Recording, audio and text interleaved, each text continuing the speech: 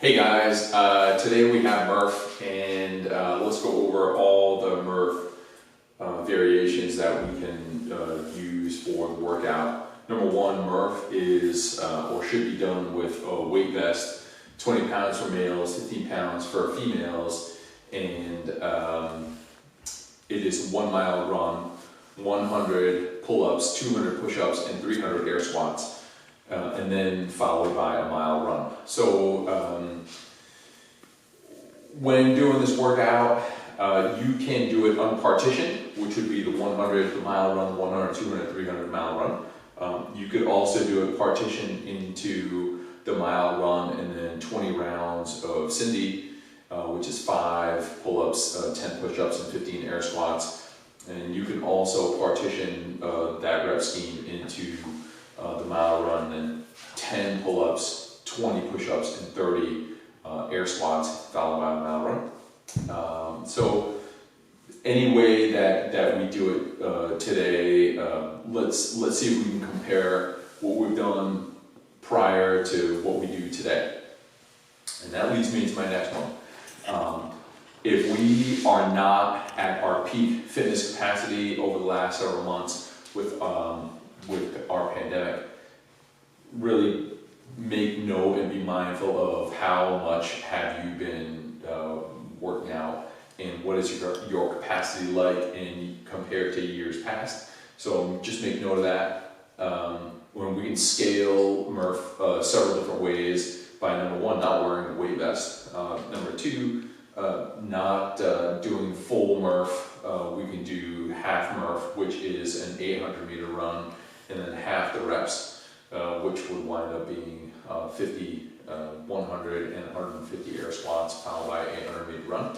And then if you have young people that would be doing the workout as well, there's also the option of mini Murph, which is certainly a scaled run. We can go anywhere from a mile to 800 to 400 meters, and then the 25 pull-ups, and then 50 push-ups, and then the 100 air squats, followed by whatever running distance you did to start with. So let's go over some of the variations for the pull-up. Not everyone has the luxury of having a pull-up bar, so we can do our pull-ups, getting our chin over the bar, making sure that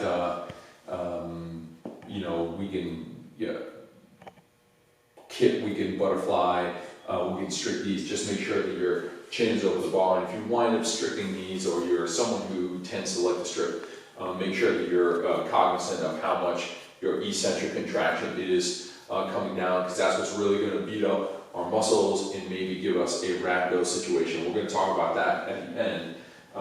So we have pull-ups, chin over the bar, every rep, and then we have our ring rows. Again, if you have luxury for having rings, pulling yourself up to the rings. All right, so that is our ring row variation.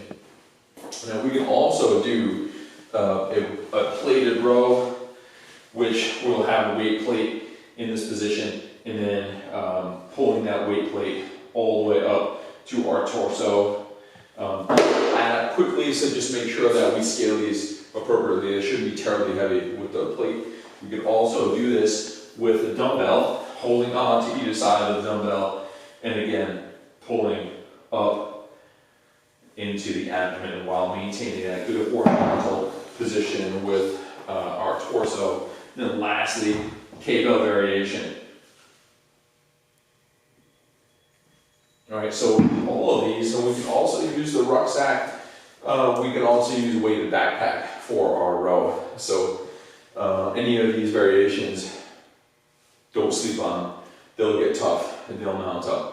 So now our push-up variation. Oh, one more thing. If you don't have access to any of this stuff, we can also do ab mat sit-ups. Okay. So butterflying our feet and trying to get our shoulders all the way up, breaking our hip crease with our shoulder position.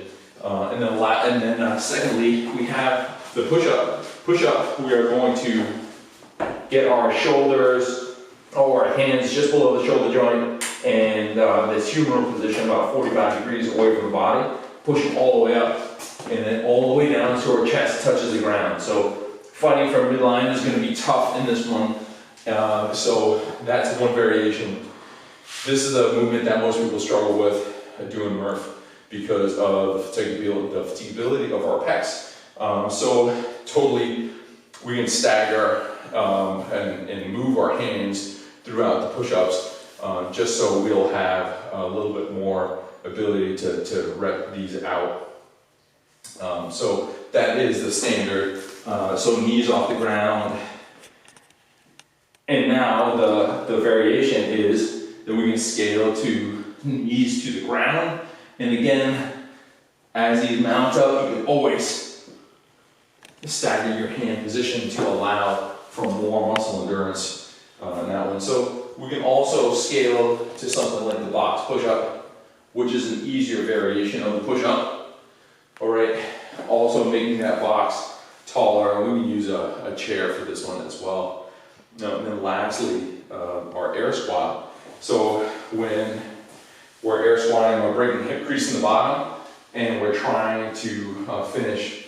We will finish with our arm, with our joint stacked, our shoulders over our hips, knees and ankles. So making sure that we're breaking hip crease in the bottom. What typically happens during Murph is this: people will not break hip crease. Really effort to hold yourself to that standard of breaking hip crease. All right. So and then finish by the mile run. Here's a few tips. Make sure that you're hydrating today because we are going to have a bit of muscle volume breakdown. So if you're not used to doing this much volume over time, over the last several months, number one, let's scale this one accordingly. Number two, let's make sure that we hydrate appropriately.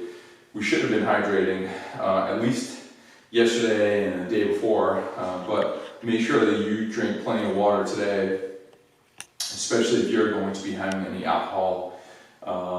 So important to make sure we're getting our hydration, and make sure that you scale this one appropriately. And then same thing for our workout the day after, which I got you on that one. Let's get after it. It's going to be a beautiful day, and I'll see you next time. Go Murph.